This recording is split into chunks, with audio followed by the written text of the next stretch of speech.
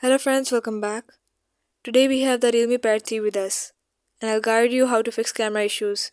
So just follow the steps properly to resolve this problem easily. Don't forget to like, subscribe and turn on notifications. Now let's start today's video.